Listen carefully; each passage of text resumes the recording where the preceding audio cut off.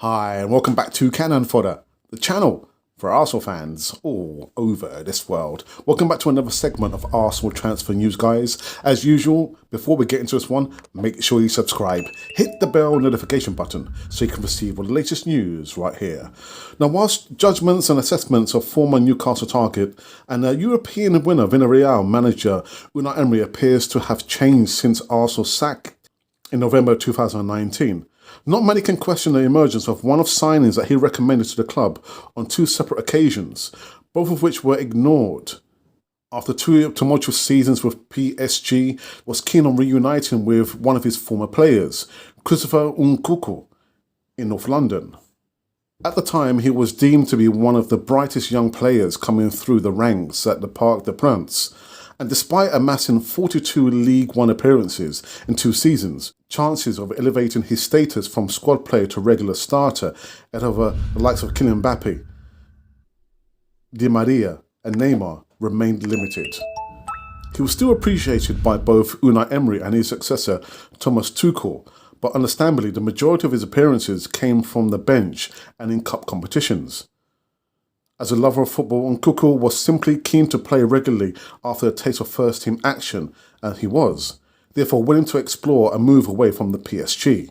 In 2019, half a season into Arsenal's tenure, Emery wanted to bring in Nkunku to the Emirates Stadium as part of his ambitious project. There was a scope to add more quality in attack, most notably a playmaker who could supply Pierre-Emerick Aubameyang and Lacazette with service. However, the Arsenal board ignored Emery's recommendation before moving to sign Denis Suarez on loan from Barcelona. The Spaniard could turn out to be one of the worst signings in Arsenal's history after playing just 67 minutes of Premier League action. A groin injury derailed Suarez's faint hopes of making an impact with the Gunners as his miserable loan spell was brought to an end permanently. In view of Emery, not all hopes of signing Nkunku was lost and believed Arsenal would get a second chance to land the Frenchman. Various injuries in PSG meant that Christopher was handed more opportunities towards the end of 2018-19 season, and Tuchel's side lifted the League One title for a second successive year from Monaco's famous triumph in 2016-17. Once again, Emery would campaign for the signing of Christopher in the Arsenal boardroom, but his request fell on deaf ears.